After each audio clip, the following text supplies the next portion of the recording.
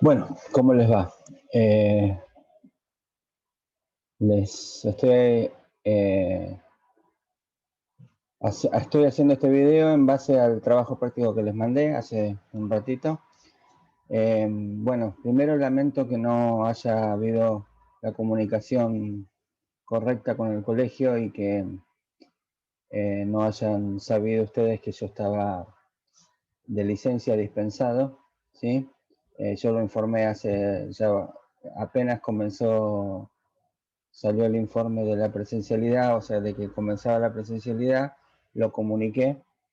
Este, Así que bueno, lamentablemente hubo ahí una cuestión de que no llegó la comunicación a quienes les tenía que llegar y por eso ustedes me preguntaban si tenían que estar hoy en la escuela o no, ¿sí?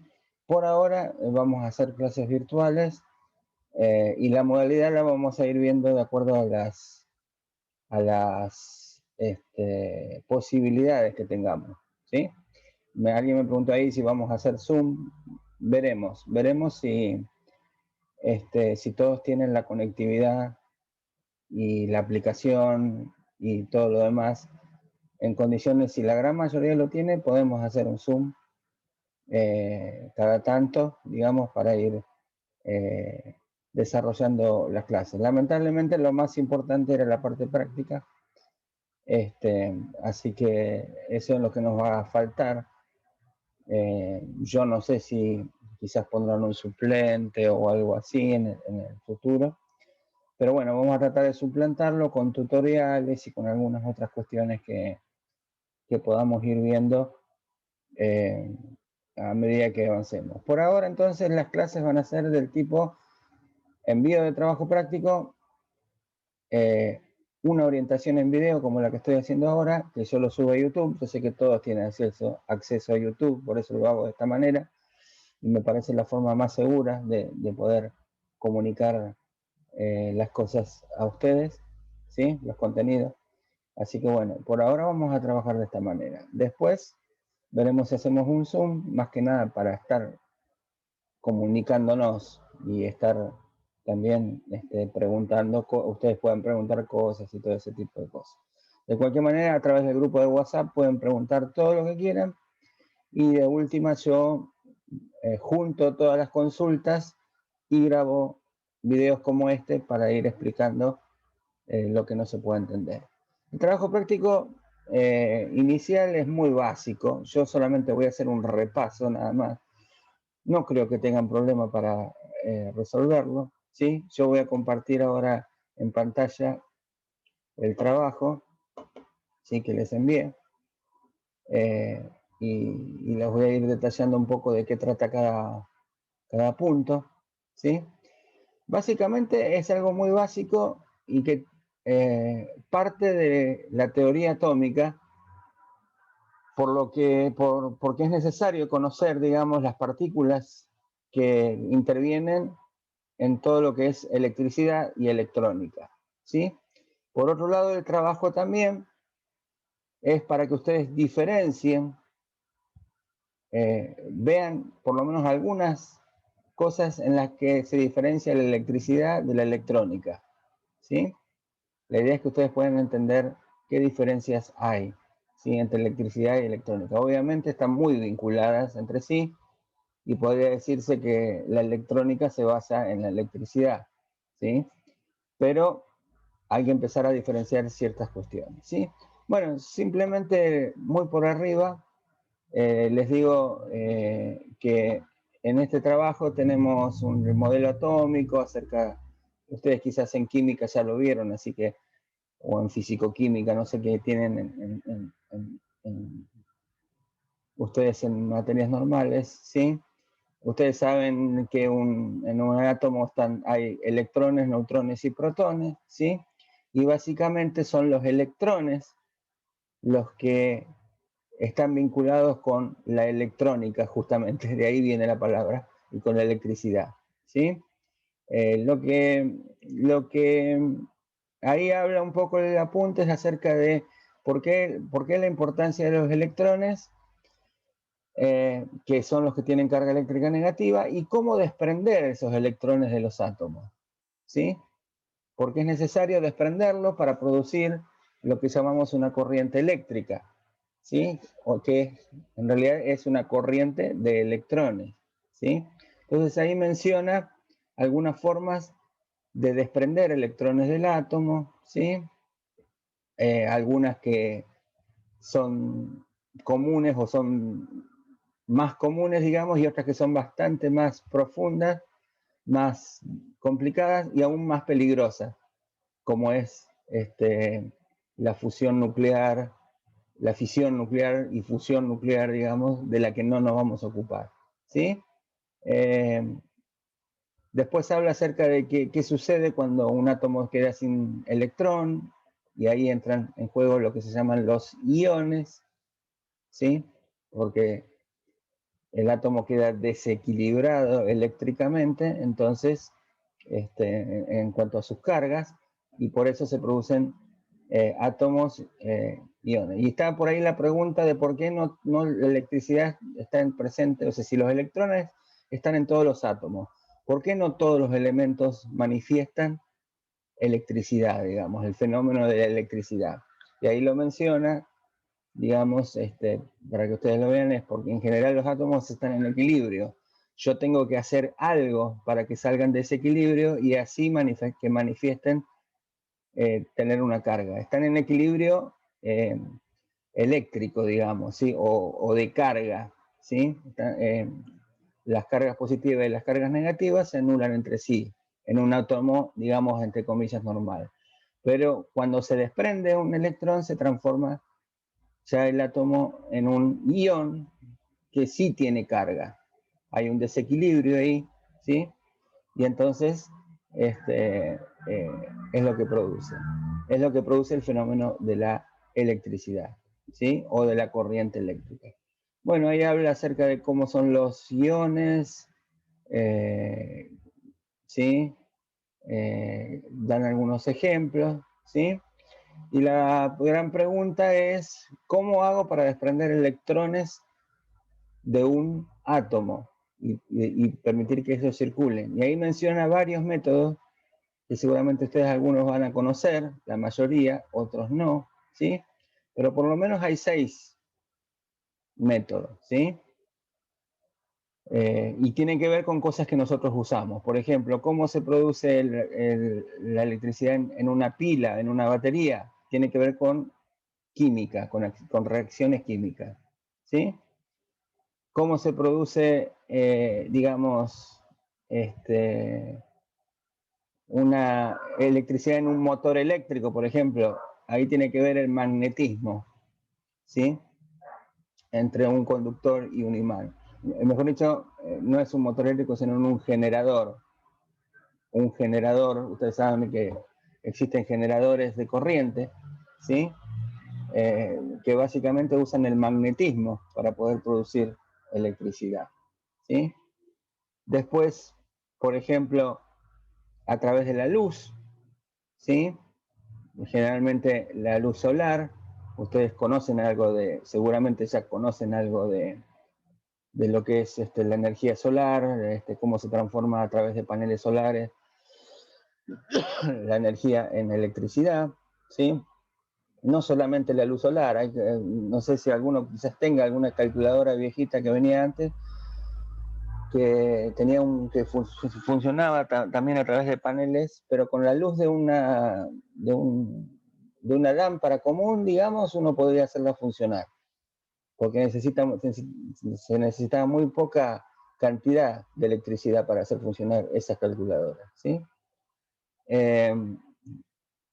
También ahí están las células fotoeléctricas y varias otras cuestiones que no están mencionadas ahí, que son las que permiten, por ejemplo, que una puerta se abre y se cierre sola con solo uno interponerse en la luz que se emite entre dos células, digamos, y eso produce una señal eléctrica que permite que la puerta se abra, así abiertamente, o sea, muy, muy por arriba, ¿sí? Les muestro algunos ejemplos clásicos. Por ejemplo, calor también, acá es muy conocido los que se llaman los Magiclick o los encendidos que tienen, por ejemplo, los calefactores, ¿sí? Que uno gatilla digamos, un botón y eso produce una chispa, ¿sí? No, perdón, eso me adelanté, eso es en presión. En calor es el sistema que usa también el calefactor, pero para las válvulas de seguridad. ¿Sí? Las válvulas de seguridad funcionan en forma eléctrica. Toman el calor, ¿sí? A través de una termocupla, que es una unión de dos metales, ¿sí?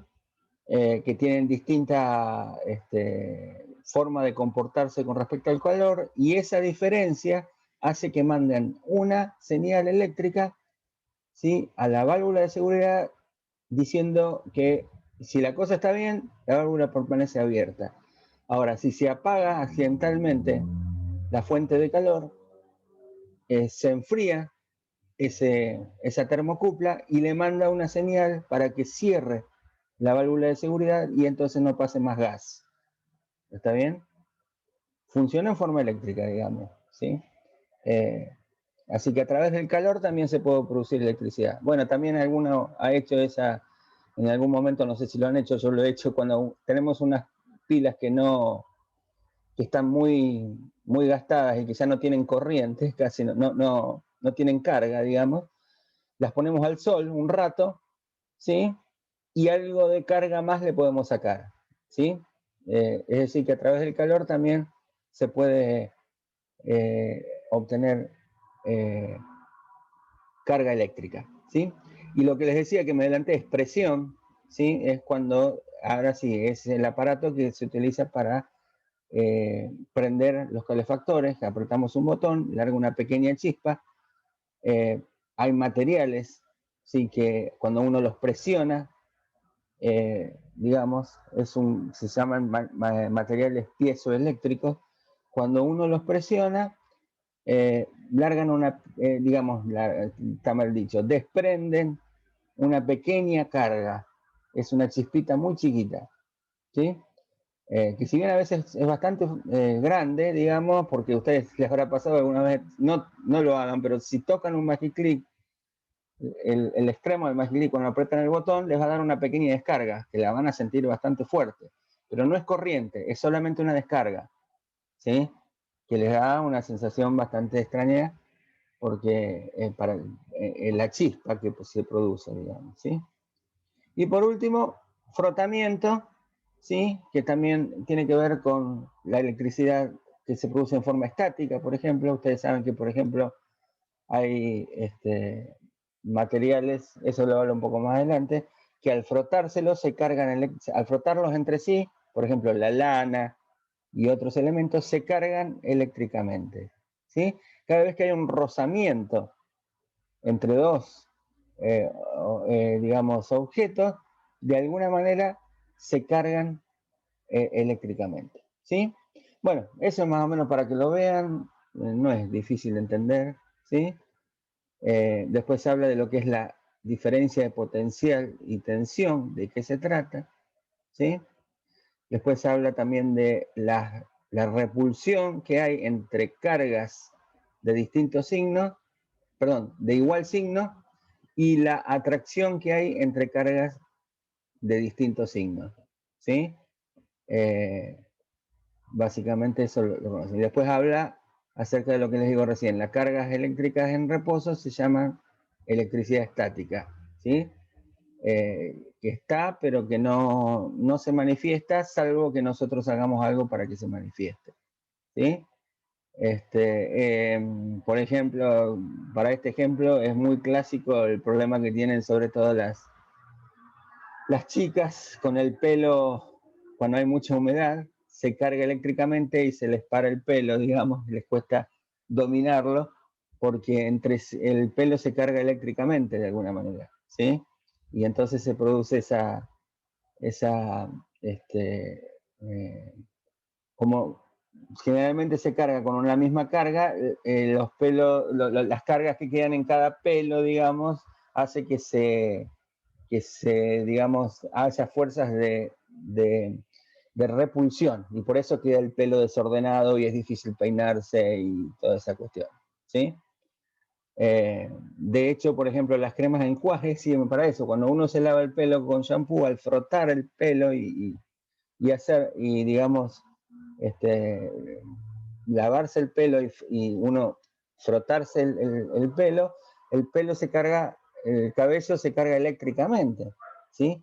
Y por eso usamos crema de enjuague para suavizarlo. Decimos que es para suavizarlo, pero en realidad es para hacer desaparecer, digamos, esa carga eléctrica que queda por el frotamiento, ¿sí? Una cosa que es cotidiana y en la cual pueden llegar a ver esta situación. Bueno, después habla acerca de lo que es una corriente eléctrica, ¿sí? Que sí o sí tiene que producirse entre cargas de diferentes signos, ¿sí? Después algo importante, que acá entramos ya en algo que tiene que ver con la electrónica, que son lo que es la resistencia eléctrica, que es la oposición al paso de una corriente eléctrica, ¿sí? ¿Está bien? Después vamos a ver que son diferentes los usos que hace la resistencia, tanto para electricidad como para electrónica, ¿sí? Después se habla de los diferentes materiales que se utilizan. Hay materiales que son conductores y materiales que son aisladores, ¿sí? Los conductores tienen mucha resistencia eléctrica y los aisladores tienen poca resistencia, ¿sí? Perdón, al revés, lo dije exactamente al revés. Los conductores tienen poca resistencia eléctrica, por eso dejan pasar la corriente, y los que tienen mucha resistencia son aisladores, ¿sí? Bueno, después habla acerca de, por ejemplo, un circuito eléctrico común, simple, una pila conectada a una lamparita, ¿sí? Cómo se produce el movimiento, ¿está bien? De las cargas, ¿sí? Y cómo la lámpara hace de resistencia también, ¿sí? De hecho, para que no se produzca lo que llamamos un cortocircuito. Si no estuviera la lámpara y unimos los cables, al no haber resistencia circula demasiada corriente, ¿sí? Y eso, por ejemplo, termina por, si es una pila, van a sentir que se calienta y que se agota enseguida, digamos. Si lo hacemos con 220 tendríamos una explosión importante, una descarga importante que puede hacer saltar térmicas y todo eso. O sea, la resistencia es necesaria que esté para que no se produzca un cortocircuito. ¿Está bien? Bien. Después hablo de lo que se llaman, también esto tiene que ver mucho con electrónica, las fuerzas electromotrices.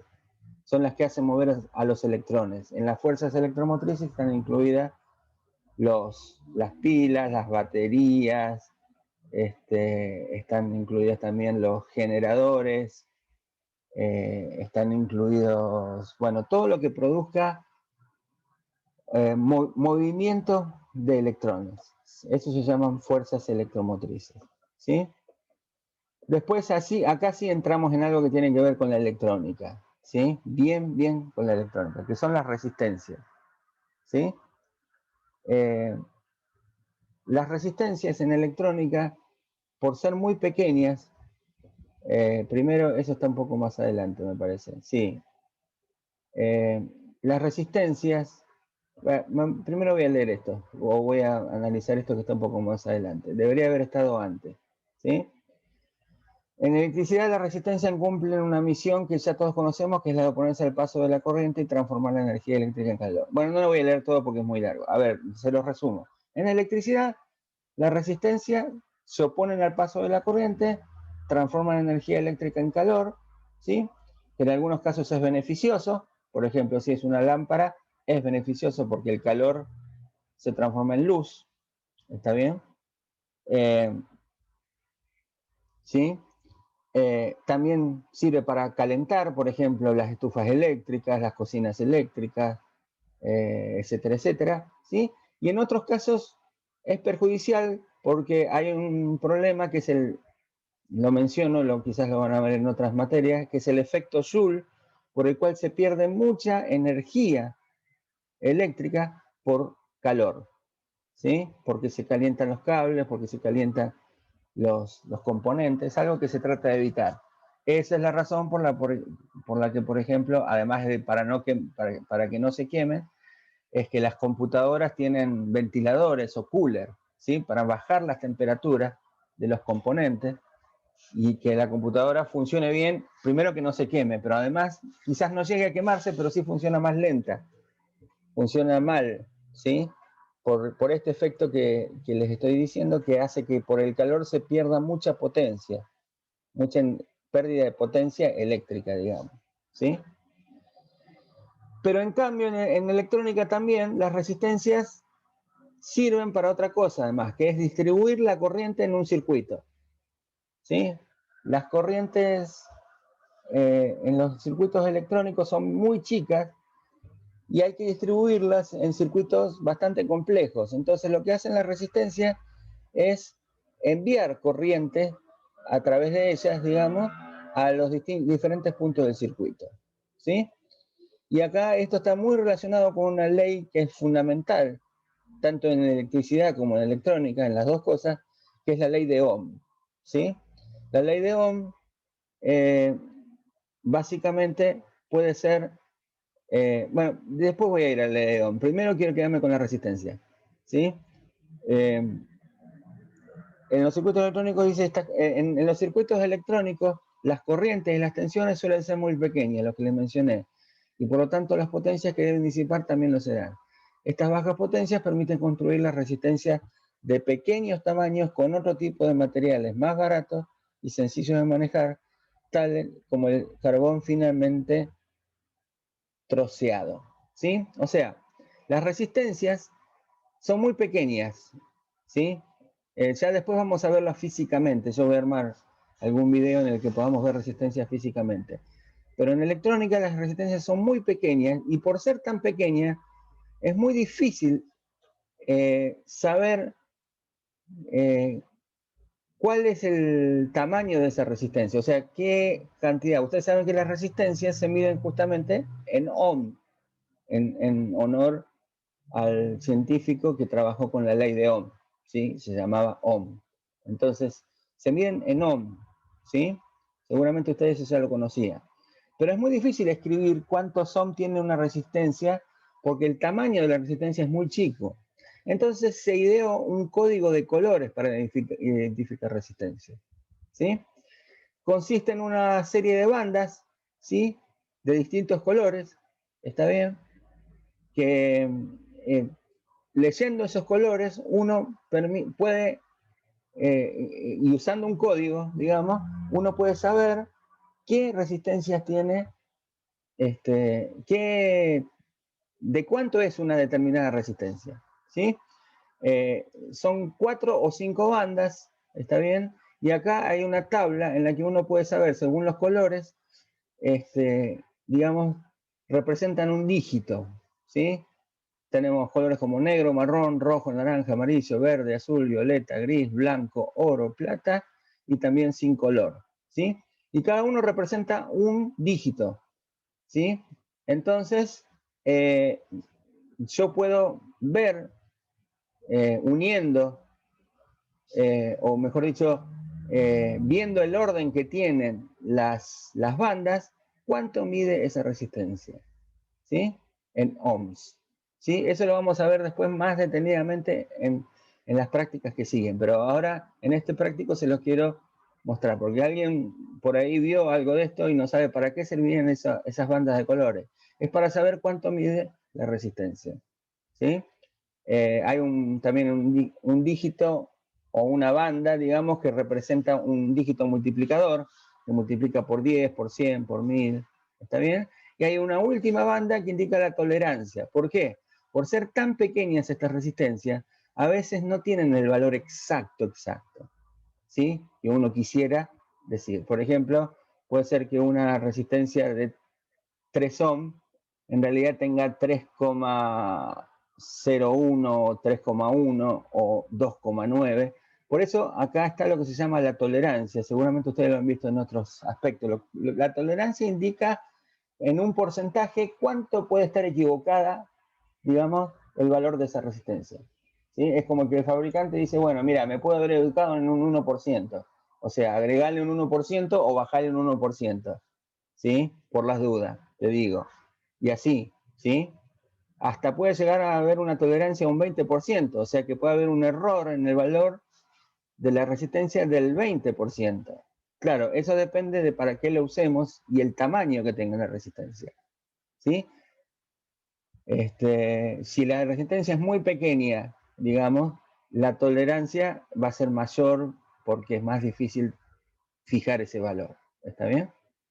Bien, eso lo vamos a ver, ya les digo, con detalles. Y ahora sí, me salteo todo esto. Bueno, ahí muestra algunas resistencias, ¿sí? Una resistencia y cómo se leería, ¿está bien? Ya después lo vamos a ver. Después está lo de la ley de Ohm, ¿sí? Que les decía, que relaciona tensión o voltaje con corriente eléctrica y resistencia, ¿sí? Esta es la fórmula, digamos, que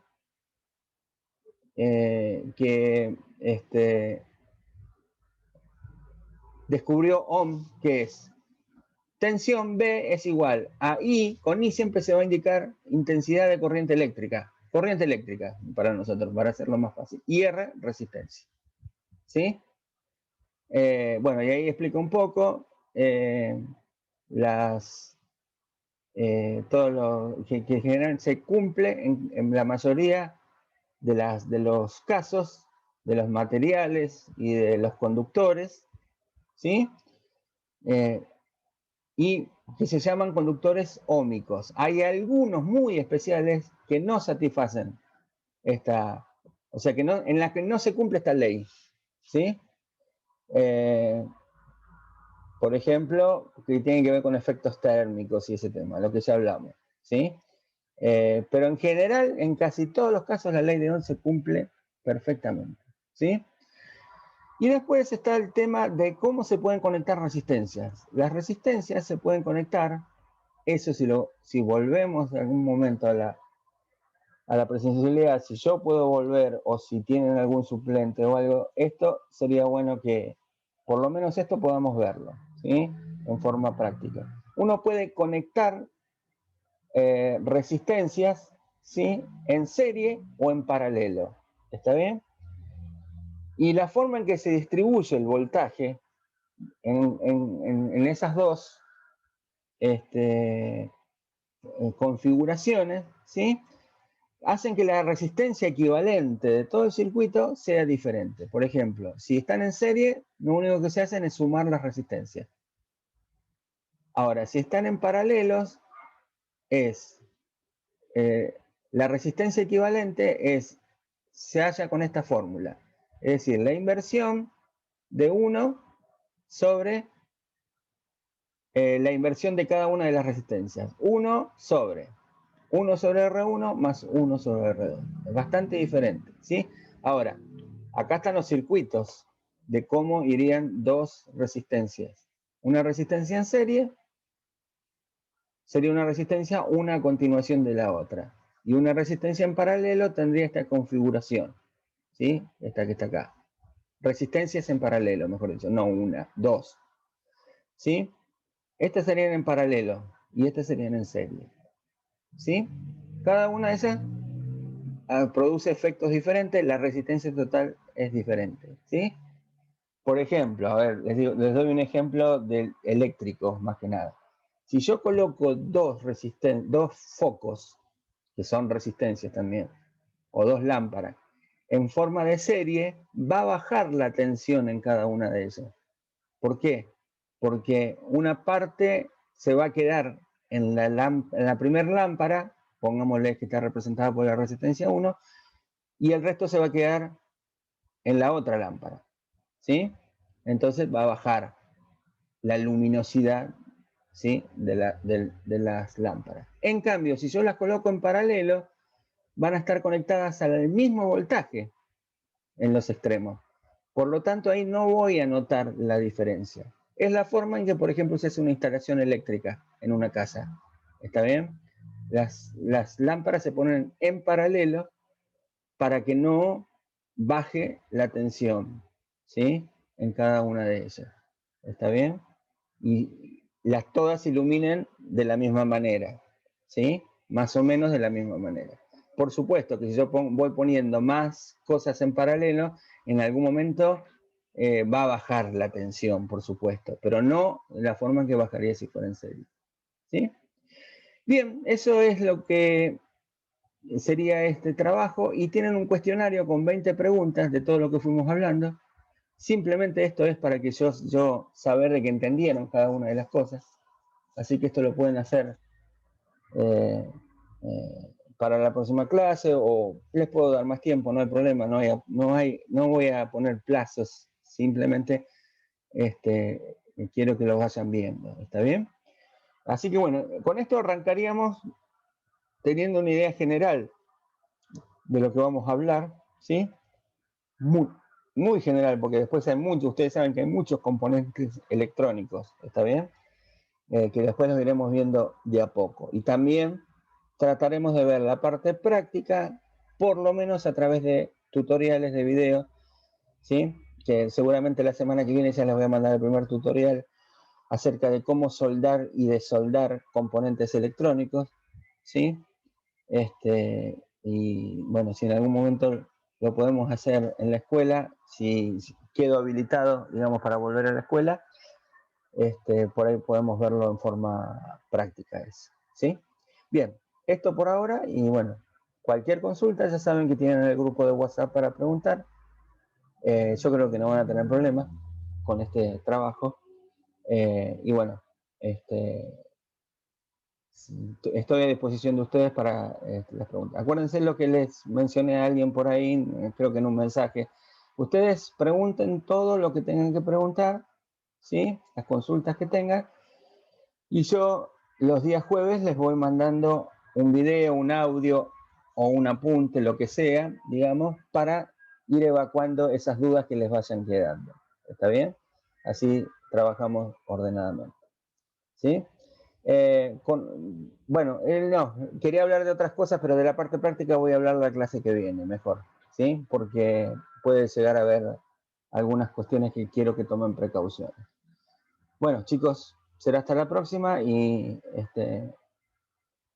ahora les mando el link de este video cuando esté subido a YouTube. Nos vemos.